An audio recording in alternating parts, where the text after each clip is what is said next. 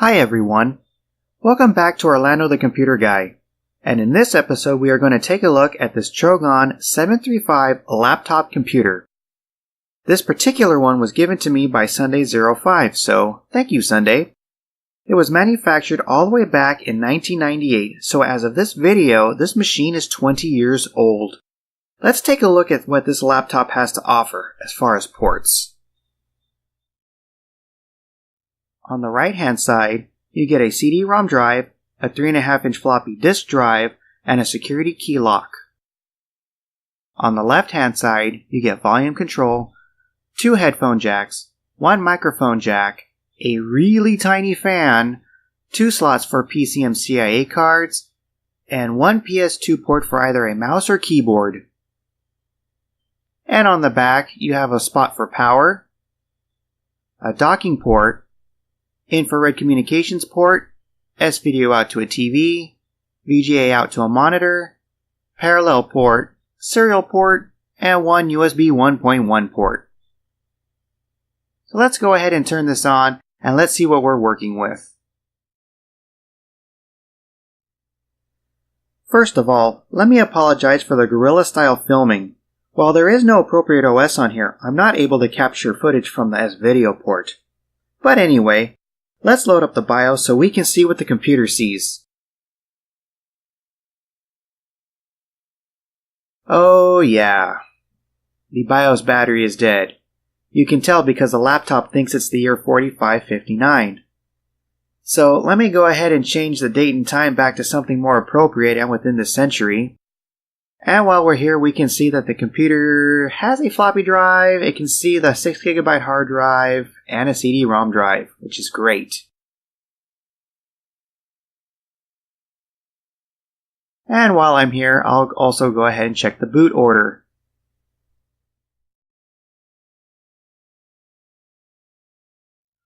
While this computer boots into its current configuration, let me give you a little bit of a backstory. When I first received this laptop, it had Windows 98 on it and only 32 megabytes of RAM. Since then, I have upgraded the RAM to 128 megabytes and I've tried to upgrade the operating system to Windows 2000. Unfortunately, this computer barely handles Windows 2000. So, I might try going back to Windows 98. But I have heard of some Linux distributions that are supposed to run on systems with limited resources, so I might try one of those. If I like one, then I may dual boot this laptop so that it has both Windows 98 and Linux. I then want to install Office software such as OpenOffice so I can use this machine as a writing tool. And when I say barely runs Windows 2000, I mean it. This poor thing is still trying to boot. You know, come to think of it, maybe the BIOS battery isn't dead. Maybe it really is the year 4559. It certainly seems to be taking that long for this thing to boot in the first place. Imagine having to wait this long every single time you want to use the computer. Oh, wait, the screen changed. And there's the desktop. Is it done?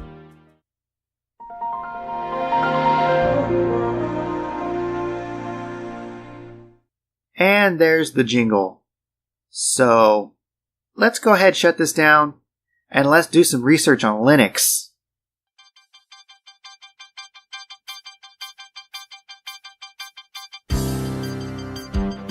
let's see. I want to search for Linux on old. Well, what do you know? Exactly what I want to search for. Huh. This one looks promising.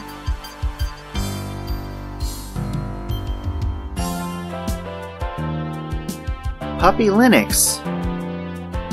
This one I might want to try. It's an extremely light distro because it only needs 128 megabytes of RAM. Perfect! That's the amount of RAM in that little laptop.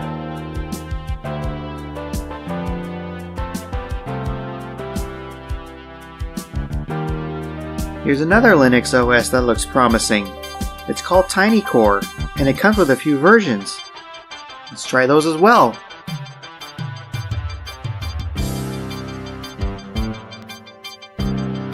Once all the ISO files have been downloaded, it's time to burn them to disk so I can try them on the old laptop. That's actually the nice thing about Linux. You have the freedom to try it before you decide to install them to your computer. So I just need a few blank disks, some burning software. In this case, I'm using Linux Mint, so once you insert the disk, Linux will prompt you for what to do. In this case, I want Brasero to open up, and once it does, I'll click on Add File.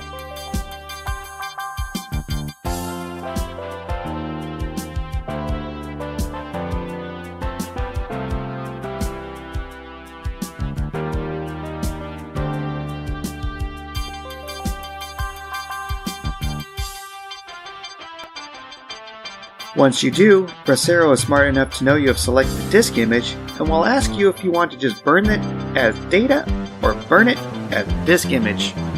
Go with the latter. Then, let it do its thing.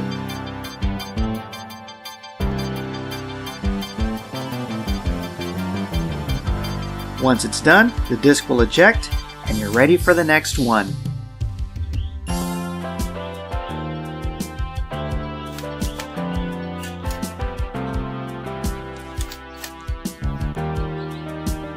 So the first Linux I'm going to try is Puppy Linux Wary. Let me just drop that right into the CD-ROM drive. And go back into the BIOS so I can change the boot order. I need to do this because I need to load the operating system from the CD-ROM before it actually starts booting from the hard drive. So there we go.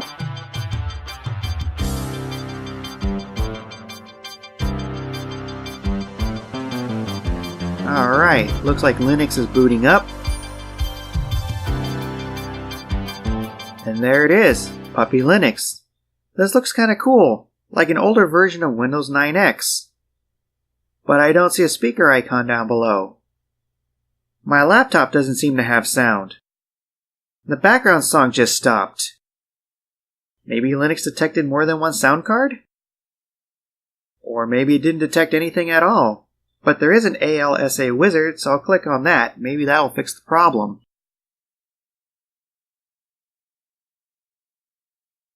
So after waiting a long while and going through all options, Linux was able to detect the sound card, but it wasn't able to load the correct drivers for some reason. Maybe the card in this laptop is too old. That's a shame, because I have plans for this laptop's sound capabilities in later videos. Oh well.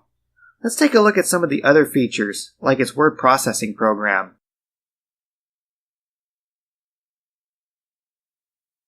Oh, nice. This thing loads up just like the old Geo right on the Commodore 64.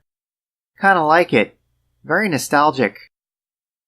Did it just load up 2 instances of the word processor? Oh well, anyway. You know, one of the reasons why I want to use this as a writing tool is because I love the tactile feel of the keyboard.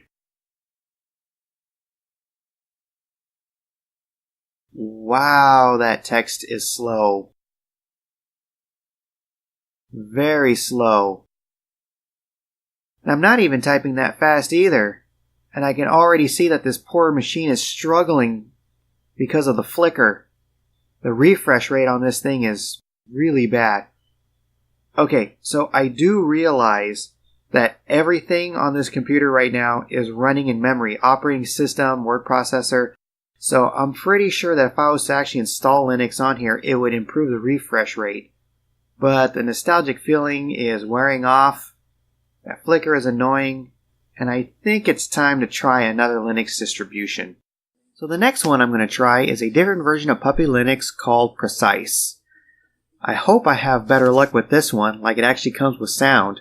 So cross your fingers. I hope this one doesn't act like the previous one. Hey, we got a logo. And we're loading. Alright. This looks good. What happened? Did this thing freeze? Okay. Maybe this is just a glitch. Let's try this again. Let me reboot. Alright, well, I guess I got my wish. This puppy didn't act like the previous one since it couldn't boot at all. So now I will try this distribution called Tiny Core Linux. It's supposed to be one of the lightest ever, so let's see if this laptop can handle it. Let's see, boot Tiny Core or boot Tiny Core on slow devices. Well, let's try the first option.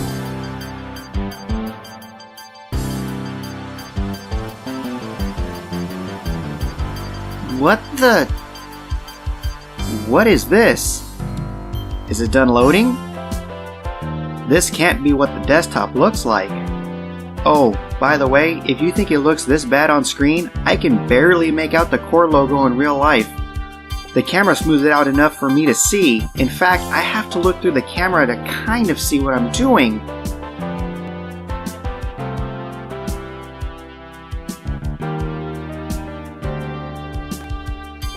Holy cow! All I did was hit Ctrl-Alt-Delete. I wasn't expecting this laptop to have a conniption fit. Okay, panic button time. Alright, let's try that again using the other option.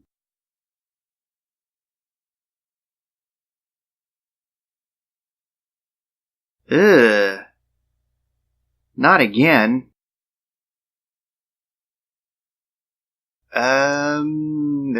Okay.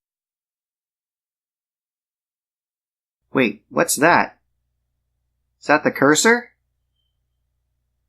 What is that? Ugh. What is it? Why can't I read anything?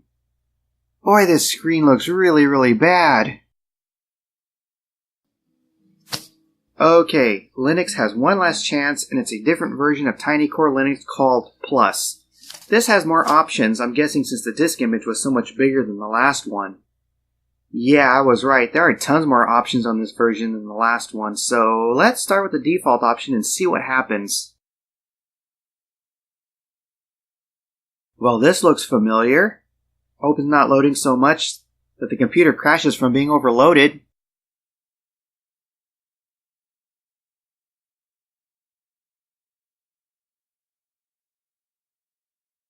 Ew. Not again. There's no change whatsoever. It's the same ugly and barely make anything out desktop. Alright, so I know there are options for XGUI, so I think I will try one of those. Hopefully it works because otherwise I won't be able to use Linux. I've got nothing. So it looks like Linux is out of contention as far as a viable operating system for this laptop. That's a bummer since I really would have liked to have had a dual boot system. So it looks like Windows 98 will be installed on this machine after all, by itself. But that's for another time. Thanks for watching. See you all soon. Bye bye.